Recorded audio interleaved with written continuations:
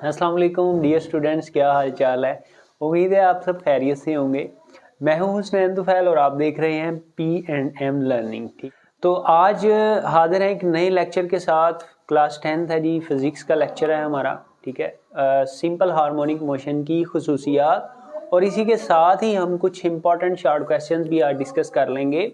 कुछ इसकी डेफिनेशंस हैं मोशन से रिलेटेड और ये इनका समझना बहुत ज़रूरी है। पेपर के लिहाज से जो है ना, ये तो इम्पॉर्टेंट है ही, लेकिन इनकी समझ होना जो है ना वो बहुत ज़रूरी है। तो आज आपको बहुत सारी कुछ मिसकंसेप्शन जो होती हैं इन चीज़ों के बारे में, इन डेफिनेशंस के बारे में, वो आपकी क्लियर करवाई जाएंगी। ठीक है जी, तो अगर आप इन चीज़ों को समझ जाएंगे तो बहुत सारी बातें जो है ना वो आगे चल के आपके लिए आसान हो जाएंगी। ठीक है जी, तो करते हैं जी। आज हमारा जो आर्टिकल है आज का वो है features of simple harmonic motion, simple harmonic motion की खुसूसियात। तो सिंपल हार्मोनिक मोशन क्या होती है ये आप पिछले लेक्चर्स में डिटेल के साथ पढ़ चुके हैं। चलें जी, इसको स्टार्ट करते हैं जी। मैं इसके लिए कुछ आपको पिछली एग्जांपल जो है ना वो रिवाइज करवाना चाहता हूँ। जैसे मैंने ये सिंपल पेंडुलम आपको पढ़ाया था, यहाँ पे जो इसकी मीन पोजीशन ओ ही कही थी आपने, सबकी मीन पोजीशन को ओ ही कहा था। अगर आप इस पेंडुलम की बाल को यहाँ से उठा के ए पॉइंट पर ला के छोड़ दें तो ये क्या करेगी, ये टू एंड फ्रो मोशन करना शुरू कर देगी, यानी कि ये इस पॉइंट के गिर्द वाइब्रेट करना शुरू कर देगी। ये था जी सिंपल पेंडुलम। अगर हम उससे पिछले आर्टिकल में जाएं तो यहाँ से पे बाल और बाउल सिस्टम में भी आपने यही किया था कि मीन पोजीशन ओ से बाल को उठा के आप ले गए थे ए पे और यहाँ पे लाके जब आपने छोड़ा था तो फिर ये बाल आगे पीछे टू एंड फ्रो अपनी मोशन को दोहरा रही थी। इसकी भी मोशन को आपने सिंपल हार्मोनिक प्रूव कर लिया हुआ था। और अगर उससे भी पीछे जाएं तो आपने ये मैस स्प्रिंग मोशन सिस्टम की जो मोशन है इसको भी आपने सिंपल हार्मोनिक प्रूव कर लिया था। ओ से ए पर लाके आपने छोड़ा था यहाँ पे लाके, और फिर ये ओ से ए, फिर ए से ओ, फिर ये ओ से बी की तरफ ऐसे अपने आप को वाइब्रेट करवा रहा था। तीनों टाइप्स की मोशन को आप कर चुके हैं सिंपल हार्मोनिक मोशन प्रूफ। और यही बात अगर मैं आपसे कहूँ, सिंपल हार्मोनिक मोशन की कोई भी टाइप है उसमें जो बॉडी होता है ना, ये एक पॉइंट के गिर्द अपनी मोशन को बार बार दोहराता है। तो यही इसकी पहली खासियत है, पहला फीचर है कि सिंपल हार्मोनिक मोशन में कोई भी जो बॉडी है ना, ये एक मीन पोजीशन के गिर्द अपनी मोशन को बार बार दोहराती है। ठीक है जी, तो ये हो गया जी हमारे पास फीचर नंबर 1 कि कोई भी जो बॉडी है ना इसमें ये मीन पोजीशन के अबाउट जो है ना ये अपनी मोशन को दोहराती है। अगर उर्दू मीडियम वाले कहें तो ये वस्ती पोजीशन के गिर्द जो है ना ये अपनी मोशन को इसमें बॉडी बार बार दोहराता है। मैं पूरी हेडिंग बना के नहीं लिख रहा, आपकी बुक पे लिखा हुआ है। ठीक है, अगला फीचर जो है ना वो उसमें ये आपने पढ़ा है अगर गौर से, तो इसमें हमने ये कहा था कि कोई भी वाइब्रेटरी मोशन है उसको अगर हमने सिंपल हार्मोनिक मोशन प्रूव करना है तो उसकी शर्त बस यही है कि हमें ये प्रूव करना है कि एक्सेलरेशन डिस्प्लेसमेंट के डायरेक्टली प्रोपोर्शनल है और उसकी डायरेक्शन हमेशा मीन पोजीशन की तरफ है। ठीक है जी, तो फिर यहाँ पे हमें दो फीचर्स इसके और मिल गए कि एक्सेलरेशन जो है ना ये डायरेक्टली प्रोपोर्शनल होता है डिस्प्लेसमेंट के।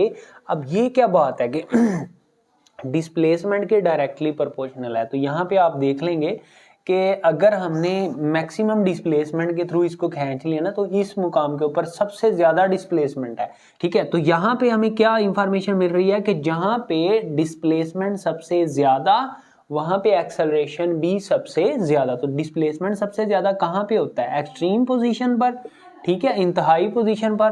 तो इसका मतलब है यहाँ पे इंतहाई पोजीशन पर एक्सेलरेशन मैक्सिमम होगा। ठीक है जी, एक्सेलरेशन मैक्सिमम होगा, ज्यादा सबसे ज्यादा होगा। ठीक है, यहाँ पे भी और यहाँ पे भी जो इंतहाई पोजीशंस होती हैं वहां पे डिस्प्लेसमेंट ज्यादा है ना, तो एक्सेलरेशन भी ज्यादा। अब अगर यही बात अगर हम इसी को देखें तो फिर ये बात क्या कह रही है, जहाँ पे एक्सेलरेशन मिनिमम वहां, जहाँ पे डिस्प्लेसमेंट मिनिमम वहां पे एक्सेलरेशन भी मिनिमम। तो डिस्प्लेसमेंट जीरो कहाँ पे होता है, यहाँ पे, यानी कि मीन पोजीशन पर एक्सेलरेशन जीरो और एक्सट्रीम पोजीशन पर, इंतहाई पोजीशन पर एक्सेलरेशन मैक्सिमम होता है। यही है दूसरा इसका फीचर। ठीक है, और नंबर 3 पे जी कि इसकी डायरेक्शन जो है ना एक्सेलरेशन की, ये किस तरफ होती है, हमेशा मीन पोजीशन की तरफ होती है, वस्ती पोजीशन की तरफ होती है। एक्सेलरेशन की जो सिमत है वो हमेशा वस्ती पोजीशन की तरफ होती है। ठीक है जी, इस एक्सेलरेशन की तो 3 प्रॉपर्टीज हो चुकी हैं और आखिरी प्रॉपर्टी जो है ना वो उसकी ये है कि वेलोसिटी की इसकी क्या होगी, ठीक है जी। तो वेलोसिटी जो है ना इसके बारे में ये आखिरी प्रॉपर्टी। अब यहाँ पे हम देखते हैं, किसी भी एग्जांपल को ले लें, फर्ज कर लें मैं यहाँ पे इसकी स्प्रिंग वाली एग्जांपल ले लेता हूँ। तो जब यहाँ पे बॉडी एक्सट्रीम पे आता है तो थोड़ी देर के लिए आके रुकता है ए पे भी, इसी तरह जब ये इधर से आके बी पर आता है तो यहाँ पे भी ये आके रुकता है। जो इंतहाई पोजीशन होती है इसकी वहां पे जाके रुक जाता है। तो इसका मतलब क्या हुआ कि जब बॉडी रुक जाएगा तो उसकी वेलोसिटी क्या होगी, 0 होगी, ठीक है। तो यहाँ पे जो इंतहाई पोजीशन है यहाँ पे इसकी वेलोसिटी 0, जबकि यहाँ पे ये आके अपने अरूज पर होता है, ठीक है। जो ही ये इधर से इस तरफ आ रहा होता है, ओ तक आ रहा होता है, तो ये अपने जोर पर होता है इसकी मोशन उस वक्त, ठीक है। यहाँ पे इसकी वेलोसिटी जो है ना ये मैक्सिमम होती है। तो आप इस सारे डिस्कशन से ये भी आप देख रहे हैं कि जहाँ पे एक्सेलरेशन 0 वहाँ पे वेलोसिटी मैक्सिमम, और जहाँ पे एक्सेलरेशन मैक्सिमम वहाँ पे वेलोसिटी 0, ठीक है। तो इस ताल्लुक को भी आपने ध्यान में रखना है, ये एमसीक्यूज में आपसे पूछा जा सकता है, ठीक है जी। और बाज़ दफ़ा पेपर में ये पूछ लेता है सिंपल हार्मोनिक मोशन की शराइत क्या होती हैं, ठीक है। तो इनमें भी आप ये 2-3 बातें इसमें शराइत में भी लिख सकते हैं, ठीक है। उसमें कुछ और बातें आपको ऐड करनी पड़ेंगी, वो आपको जब एक्सरसाइज के क्वेश्चन करवाए जाएंगे तो आपको बता दिया जाएगा, ठीक है जी। अच्छा, अब हम आते हैं अगली बात की तरफ, और वो ये है इसमें आगे जो 3-4 डेफिनेशन आने लगी है ना, ये बहुत इंपॉर्टेंट हैं शॉर्ट क्वेश्चंस के हिसाब से, ठीक है जी।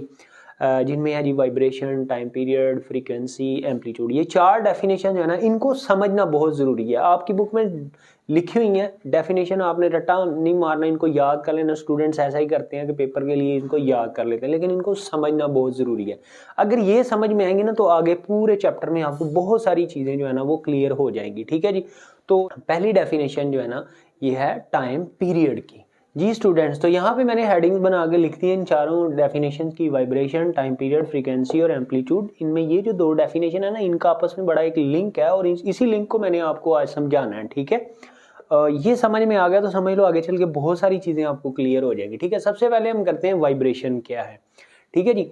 वाइब्रेशन जो है ना ये क्या होती है, अगर आप देखें कोई भी सिंपल हार्मोनिक मोशन की जो है ना वो एग्जांपल ले लें। यहाँ पे मैंने स्प्रिंग भी बनाया हुआ था, वो गलती से अरेज हो गया, चले मैं एक दफ़ा फिर बना लेता हूँ, ठीक है। तो यहाँ पे मीन पोजीशन पर पड़ा हुआ है ये स्प्रिंग, हम इसको उठा के लेके गए हैं जी ए पॉइंट के ऊपर भी, ठीक है। ये इसकी पहली एक्सट्रीम हो गई और ये इसकी दूसरी एक्सट्रीम हो गई, ये आप पीछे डिटेल के साथ जब हम इसको उठा के यहाँ पे ला के लेके आएंगे तो फिर ये ए से ओ की तरफ, फिर ओ से बी की तरफ, इस तरह से अपनी मोशन को ये रिवाइज करेगा, ठीक है जी।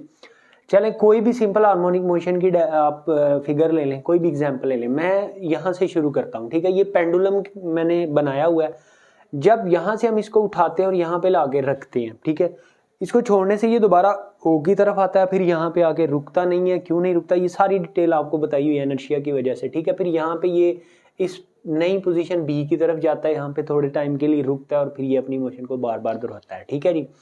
अगर फर्ज कर लेंगे यहाँ से लेकर यहाँ तक आया है, फिर यहाँ से लेकर यहाँ तक दोबारा अपनी पहले वाली पोजीशन पे आ गया, ठीक है। तो अगर हम इसका पूरा रास्ता देखें कि ये बॉल किस किस तरफ जा रहा है, ठीक है, वो जो इसने पूरा रास्ता सफर तय करना है ना, उस पूरे सफर को हम बोलते हैं एक वाइब्रेशन, ठीक है जी। यानी इसका एक चक्कर सा बन जाता है, ये दोबारा अपनी वैल्यू को बार बार दोहराता है, ठीक है। यहाँ से लेकर यहाँ तक ये आता है ए तक, फिर ये ए से दोबारा ओ पे जाता है। तो इसकी वाइब्रेशन का जो रास्ता, इसकी मोशन का जो रास्ता है ना वो अभी आधा कवर हुआ है, फिर ठीक है। यहाँ से ये बी की तरफ जाता है और फिर ये दोबारा ओ पे आता है। तो अब इसने अपना पूरा सफर जो था ना ये मुकम्मल कर लिया, अपना रास्ता एक दफा इसने कवर कर लिया, ठीक है। इस पूरे चक्कर को हम बोलते हैं एक वाइब्रेशन, ठीक है। इसकी तरफ अगर हम देखें तो यहाँ से इधर तरफ इस तरफ जाएगा ए पर, फिर ए से ये दोबारा ओ पे जाएगा। तो अभी इसने अपना आधा रास्ता मुकम्मल किया अपनी वाइब्रेशन का, अपनी मोशन का, ठीक है जी। फिर अपनी मोशन के ये दूसरी तरफ जाता है बी की तरफ और फिर बी से दोबारा ओ की तरफ। तो इसने जिस ट्रैक पे ये चल रहा था ना उसका एक दफा इसने चक्कर काट लिया है, ठीक है। एक दफा अपने रास्ता को इसने कवर कर लिया, तो ये एक वाइब्रेशन हो जाएगी, ठीक है जी। इसी तरह फिर जब ये दूसरी दफा ये जाएगा और फिर वहां पे आ जाएगा तो ये 2 वाइब्रेशंस हो जाएंगी, ठीक है। अगर ये 3 दफा अपना रास्ता मुकम्मल कर लेता फिर कितनी वाइब्रेशंस हो जाएंगी, 3, ठीक है जी। तो वाइब्रेशन की डेफिनेशन हम क्या करेंगे कि वाइब्रेटरी मोशन पर जो जिस्म अमल पैरा है उसका जो अपना मोशन का एक चक्कर मुकम्मल करना है ना, अपना रास्ता को मुकम्मल पूरा रास्ते का जो सफर काटना है उसे हम क्या बोलते हैं, वाइब्रेशन, ठीक है जी। उम्मीद है ये आपको अच्छे से क्लियर हो गई होगी। अब इसकी तरफ आते हैं, ये जो टाइम पीरियड है ना इसकी तरफ आते हैं, ठीक है। टाइम पीरियड जो है ना ये क्या होता है, हमने कहा कि जब ये एक दफ़ा अपना पूरा रास्ता कवर कर लेगा तो उसे एक वाइब्रेशन कहते हैं। जितना इसने इस दौरान टाइम खर्च किया हुआ होगा ना, उसी को हम बोलते हैं टाइम पीरियड। मतलब अगर ये 2 सेकंड में अपनी एक वाइब्रेशन मुकम्मल कर रहा है, अपने पूरे रास्ते का सफ़र कर लेता है ये, तो इसका टाइम पीरियड क्या हुआ? 2 सेकंड। ठीक है, इसे कैपिटल टी से रिप्रेजेंट किया जाता है, इसे डिनोट किया जाता है, ये रख लें आप। इसी तरह अगर ये 3 सेकंड में ये पूरा चक्कर मुकम्मल करता है, ठीक है, तो उसका टाइम पीरियड 3 सेकंड होगा। अगर ये 10 सेकंड में एक चक्कर मुकम्मल कर रहा है अपनी वाइब्रेशन का, ठीक है, तो फिर इसका टाइम पीरियड 10 सेकंड होगा। तो टाइम पीरियड क्या होता है कि पूरा जो एक वाइब्रेशन उसने करनी है, यानी कि अपना पूरा रास्ता कवर करना है, उस दौरान जितना भी टाइम गुजरा होगा यही उसका कहलाएगा टाइम पीरियड। ठीक है जी। अब अगर मैं आपसे क्वेश्चन पूछूं कि अगर ये 2 वाइब्रेशन 2 सेकंड में करता है, 2 वाइब्रेशन 2 सेकंड में करता है, तो इसका टाइम पीरियड कितना होगा? 1 सेकंड। फिर एक वाइब्रेशन कितने सेकंड में वो कर रहा होगा? 1 सेकंड। अब मैं जरा इस सवाल को थोड़ा और बढ़ाता हूं, ठीक है।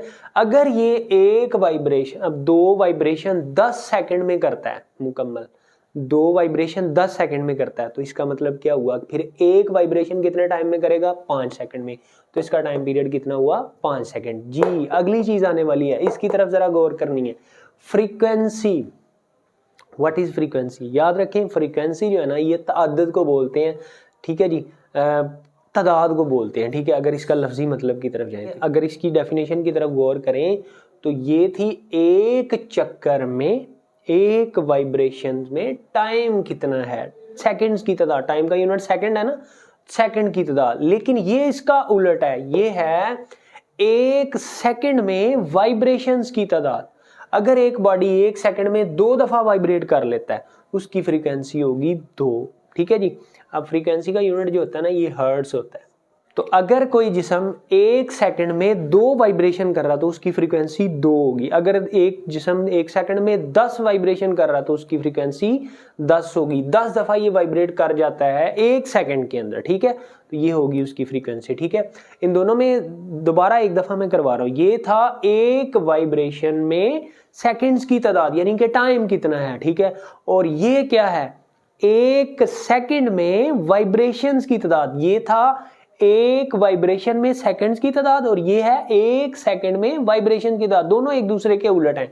लिहाजा हम फ्रीक्वेंसी और टाइम पीरियड में क्या रिलेशन बनाएंगे कि फ्रीक्वेंसी और टाइम पीरियड दोनों जो है ना, ये एक दूसरे के रेसिप्रोकल हैं, उलट हैं। ठीक है, तो ये इंपॉर्टेंट एक जो है ना वो रिलेशन था जो इनके दरमियान हमने बनाना था। ठीक है जी।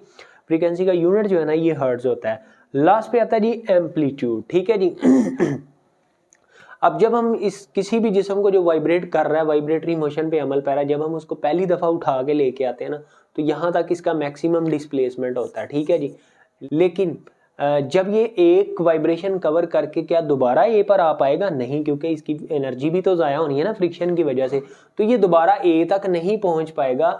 ये आहिस्ता आहिस्ता इसका जो मीन पोजीशन से डिस्प्लेसमेंट है ना, ये कम होता जाएगा। ठीक है, इस तरह से वाइब्रेशन करते करते करते करते करते करते इसका एम्पलीट्यूड कम होता जाएगा। आप यहाँ से हटा के छोड़ेंगे तो नेक्स्ट टाइम ये दोबारा ए पे नहीं आ पाएगा, थोड़ा सा कम इसका डिस्प्लेसमेंट होगा। यानी कि इसका जो मीन पोजीशन से डिस्प्लेसमेंट है इंतहाई पोजीशन तक का, ये आहिस्ता आहिस्ता आहिस्ता कम हो रहा है, और इसी चीज को हम बोलते हैं एम्पलीट्यूड। ठीक है जी। जो मैक्सिमम डिस्प्लेसमेंट होता है ना, वस्ती पोजीशन से लेकर इंतहाई पोजीशन तक का जो मैक्सिमम डिस्प्लेसमेंट होता है, उसी को हम बोलते हैं एम्पलीट्यूड। ठीक है जी। उम्मीद है कि ये 4 डेफिनेशन वगैरह आपको अच्छे तरीके से समझ आ गई होंगी। नेक्स्ट जो हमारा आर्टिकल होगा, मैं आपको न्यूमेरिकल वगैरह भी इन चीज़ों से रिलेटेड साथ साथ ही करवाता जाऊंगा। ठीक है, ताकि हमें कोई मुश्किल ना हो। आर्टिकल के साथ न्यूमेरिकल करने का ये फ़ायदा होता है कि आपका फ्रेश कॉन्सेप्ट होता है और आपको मसला नहीं होता न्यूमेरिकल करने में। ठीक है, तो ये जो चीज़ें हमने पढ़ी हैं, अगर इनसे रिलेटेड कोई न्यूमेरिकल या एग्जाम्पल हुआ तो इंशाल्लाह हम कल कर लेंगे अगले लेक्चर में। ठीक है जी। उम्मीद है आप सबको जो है ना वो समझ आ गई होगी। अपना और अपने चाहने वालों का ख्याल रखिए। अल्लाह हाफिज़।